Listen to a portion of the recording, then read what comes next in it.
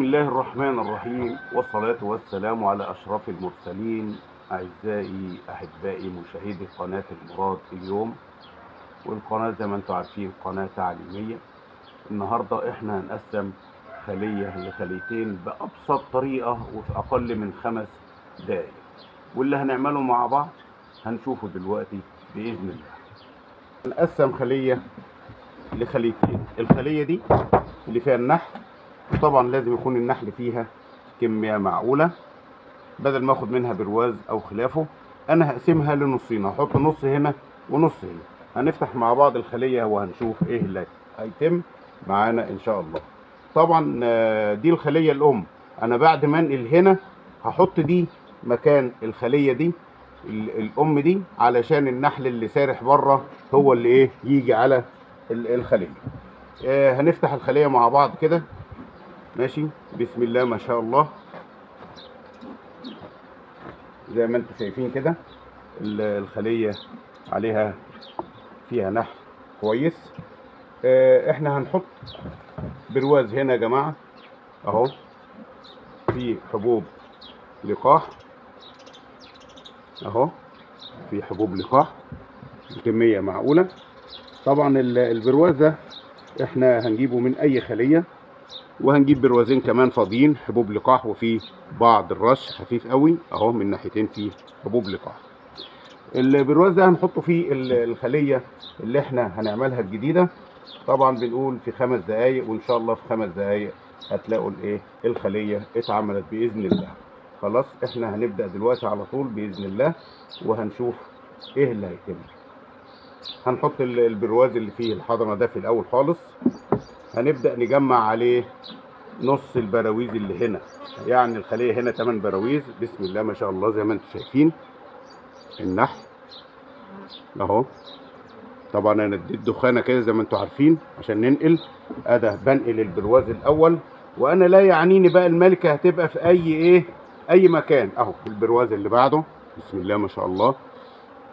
كثافه من النحل والحضنه كده بروازين. شوفوا على طول انا ما بجيبش من خليه وخليه، لا انا بنقل من نفس الخليه اهو. البرواز الثالث.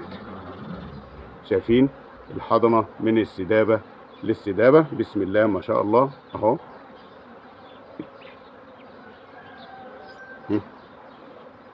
هحط برواز فاضي في وسط البراويز كمان عشان النحل يشتغل عليه. خلاص اهو برواز فاضي برضو جبته من اي خليه اهو. هنحطه هنا في المنتصف كده، واضم عليه البرواز بتاعنا. هجيب برواز كمان اهو. شايفين بسم الله ما شاء الله. شايفين الحضنه اللي موجوده المغلقه دي يا جماعه المحمصه هتطلع في حدود 3 ايام 4 ايام تكون الخليه بقت متضاعفه بالنسبه للنحل. انا حطيت كده 4 براويز، وحطيت برواز فيه حضنه، وحطيت برواز تاني فاضي. هنبدا نحط حته خشبه خفيفه كده، ونبدا نغطي الصندوق اللي عندنا الجديد. خلاص الصندوق القديم بقى هنعمل فيه ايه؟ زي ما انتم شايفين كده هنوسع ونحط له برواز واحد. هنوسع كده ونحط له برواز واحد اهو جديد يشتغل عليه اهو. كده بقى عندي خليتين ان شاء الله. هنقول ضعفناهم؟ لا ما ضعفناهمش. النحل اللي موجود كافي اهو. شايفين الخليه عامله ازاي نحلها اهو. والحضنه المغلقه المحمصه اللي موجوده ان شاء الله بمجرد ما هتخرج. شايفين النحل يا جماعه عاملين ازاي، والحضنه عامله ازاي، السدابه من السدابه للسدابه. بسم الله ما شاء الله.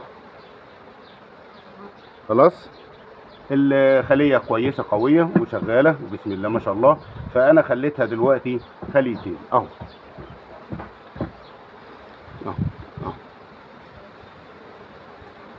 هتبدا الملكه تشتغل. طبعا انا ما اعرفش الملكه دلوقتي في اي خليه منهم اهو. شايفين يا جماعه دي حبوب لقاح اهو. عشان كده انا حطيت في الصندوق الجديد الخليه الجديده حطيت حبوب لقاح. زي ما قلنا قبل كده الغزايه القديمه دي اللي موجوده من زمان فيها نحل زي ما انتم شايفين كده، بيعمل ايه؟ بيعمل براويز جديده فيها نحل، بيعمل تحت الايه الغزايه، بيعمل براويز جديده. شايفين كميه النحل اللي موجوده اهو اهو، شايفين قد ايه؟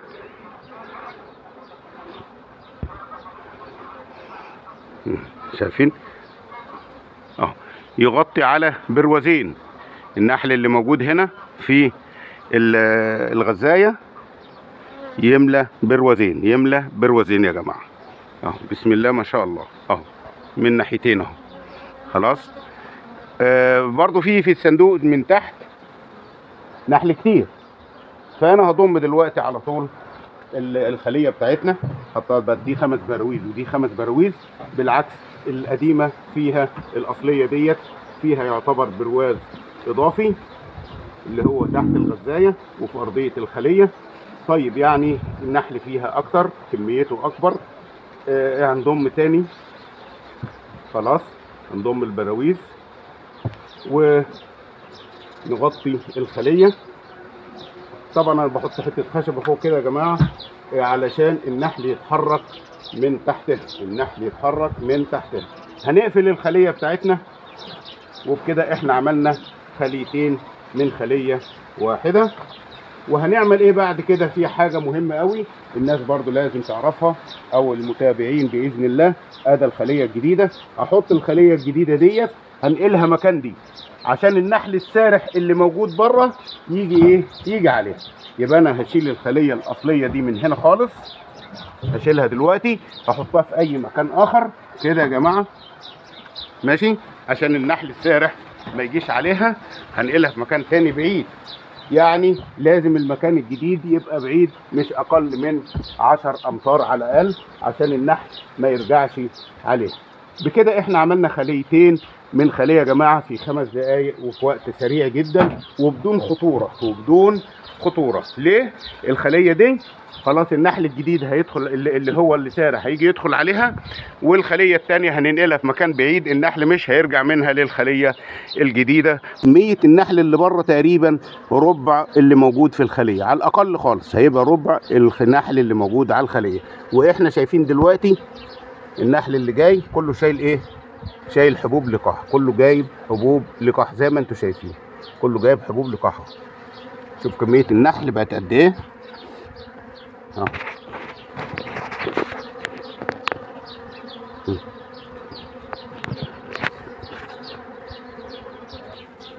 كمية النحل كبيرة اللي بره. يمكن انا قاعد قدام الخلية شوية عشان اصور. مجرد ما هنشيل كمية النحل اهو اللي داخلة على الخلية بتاعتنا، كمية كبيرة زي ما انتم شايفين. كل ده هيدخل في الخلية الجديدة، كل ده هيدخل في الخلية الجديدة، لأن أنا شلت الخلية الأم نقلتها في مكان آخر. وكل النحل اللي جاي يا جماعة زي ما انتم شايفين كده جايب معاه حبوب لقاح، جايب معاه حبوب لقاح. وبدأ النحل يدخل على الخلية الجديدة.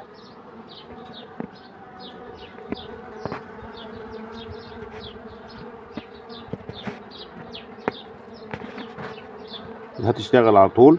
الكمية اللي فيها تتضاعف ونحتاج نحط لها برواز او بروازين كمان ان شاء الله في حدود يومين باذن الله. بنقول لاحبابنا واعزائنا مشاهدي القناه، قناه المراد التعليميه، كل عام وانتم بخير، والسلام عليكم ورحمه الله وبركاته.